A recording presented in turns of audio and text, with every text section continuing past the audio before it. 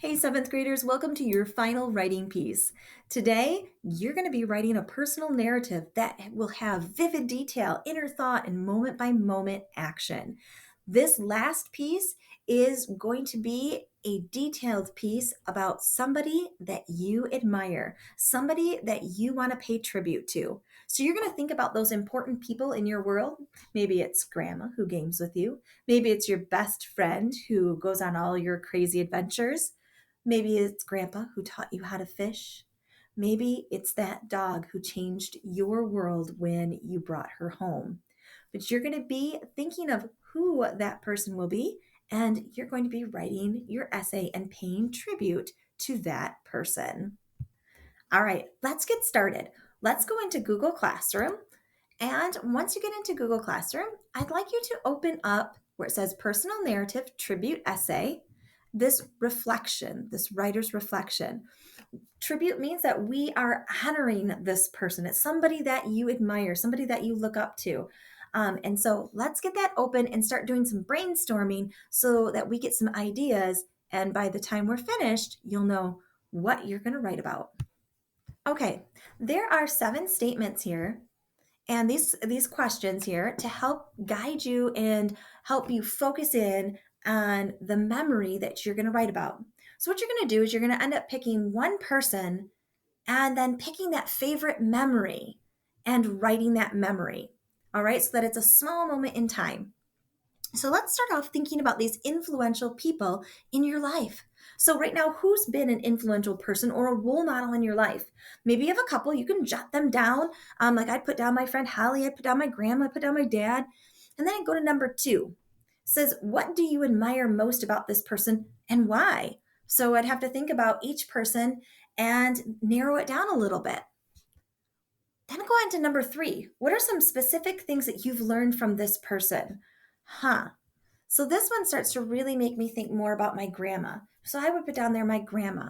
I learned a lot from my grandma, but one thing I have learned is always see the positive in every situation. And so I would put that down right here. And then number 4, how has he or she inspired the way you live your life? So think about your person.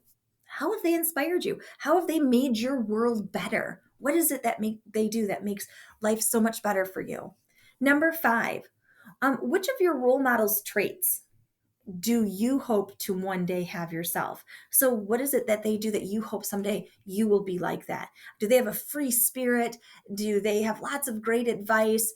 Do they have a great shoulder to cry on, or do they listen to everything? Number 6, can you think of a specific example of what this person did or said that really made that lasting impact? All right, can you think of something and put that in there? And then number 7, now that you've kind of got your person in mind, I want you to jot down some of those important memories or stories you have with your role model. I think of my grandma. I think of how she would take me to the dentist, and we'd always get lost. I'd put that one down. I would put down on here is every time I got in a fight with my mom, I'd go to my grandma's house and I'd sit on my couch and I'd lay my head in her lap and she'd rub my head and let me talk and listen through all my troubles, she would say. On this one right here, we would bake together and I would wonder why in the world we used this flour sifter. It didn't seem like it did anything. And we'd have these really funny conversations. So I have tons of stories and I would just jot down a few. And then after I've gone through this, now's the time to start thinking, which one would I want to write and pay tribute to that person? So which one is the memory that I want to share? All right, so take a couple minutes, do 1 through 7, and start to get an idea of what memory you want to write about. All right, hopefully you're getting a good idea of what it is that you're going to write about. So, our memoir theme, it's a true story, it's a personal narrative. You're going to be writing about a cherished memory with that person or that creature in your life. So, you're going to think about that memory and that story, and you're going to write it, and you're going to bring it to life. And you want to make sure that you're storytelling it, that you don't just summarize the moment. You want to really go into great depth and detail. Good writers describe moment by moment, and they decide how to describe each moment. They take control of it, and they don't just say things like, well, then this just happened. There's two ways to do things. You can story tell it and you can summarize it. We want to avoid summarizing and we really want to get into storytelling. Bring us in. So here's the example right here. This is storytelling. I knelt down under the tree with my grandma. Is this a good place for the flowers? I asked, patting the cold black dirt beneath my fingertips. That's storytelling, cold black dirt beneath your fingertips, little dialogue here. This is summarizing. This is what we want to avoid. I did some gardening with Grandma. It was fun. We planted some tulip bulbs. She showed me how to plant them so the deer can't dig them up. There's no real detail in there. I can't picture it. I can't hear it. I don't get emotionally involved with it. You want to make sure you're storytelling. Get your audience involved in your moment. All right. So in just a minute, I'm going to ask you to take your memory, the one that you're going to write about, and I'm going to ask you to share it with somebody. I'm going to ask you to story tell it. But before I do that, I'm going to share with you mine.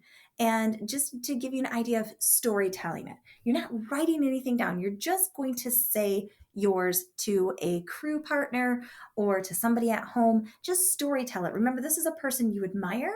And these are a great memory that you want to share. Just one memory, and make sure that you're going into great detail telling your story.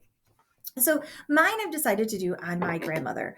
My grandmother, huge influence in my life. She practically raised me, and so she's done so many wonderful things for me. I would love to tell you a story about her, one of the many.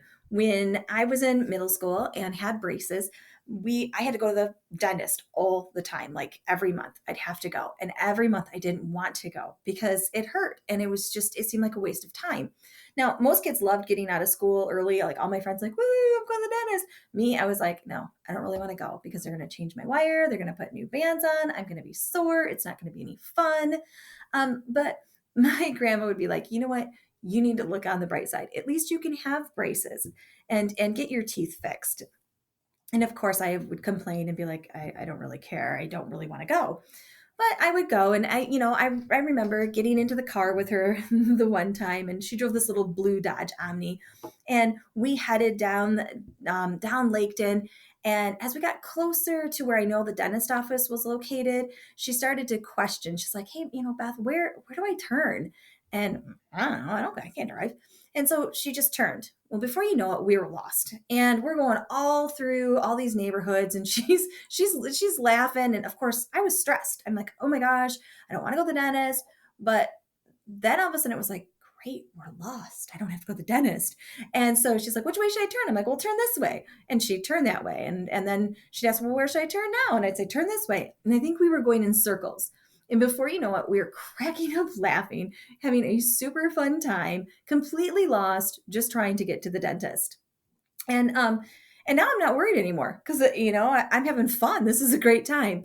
And but eventually she makes a turn and there's the office. And we pull up and she parks the car. Of course, she runs over the curb because that's just how she does it. And I'm laughing almost to the point where I'm crying. And now it's time to go into the dentist office. Now, while I'm not thrilled to be there, I'm not like I was before. I'm laughing and I'm in a great mood and I'm ready to just go in, get it over with it, and let's keep moving.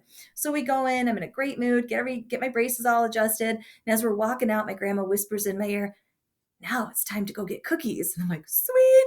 Because what grandma doesn't take you to go get cookies after you go to the dentist?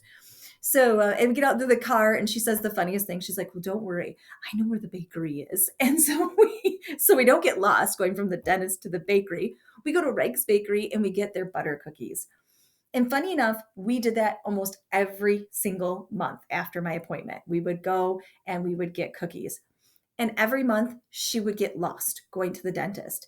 I don't know if she was being funny about it every time, but it was a blast. And I learned so many great things from her. And one of them is to find the adventure in things and to have fun and to be thankful for those things that you might not realize are true blessing, like being able to have braces. All right. Right now, I want you to find a partner in class and I want you to story tell your memory. So find somebody and tell your memory, story tell it from beginning to end and add in as many details as you can.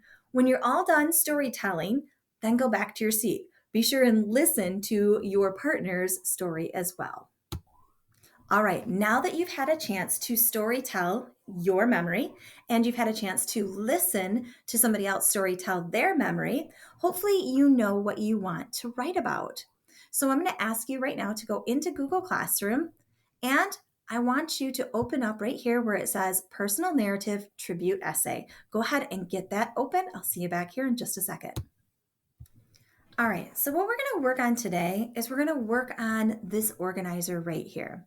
So, your personal narrative tribute essay, you're thinking about the person that's inspired or influenced you. And now you're going to write about a special moment or a treasured memory that you have with that person. Today, what we're going to do is we're going to come back to the introduction and the lead a little bit more tomorrow. But today, we're going to really focus in on the before, the during, and the after, and finally, the realization from that moment. And we're going to be filling this in. Okay, I'm going to share mine with you just to give you an idea.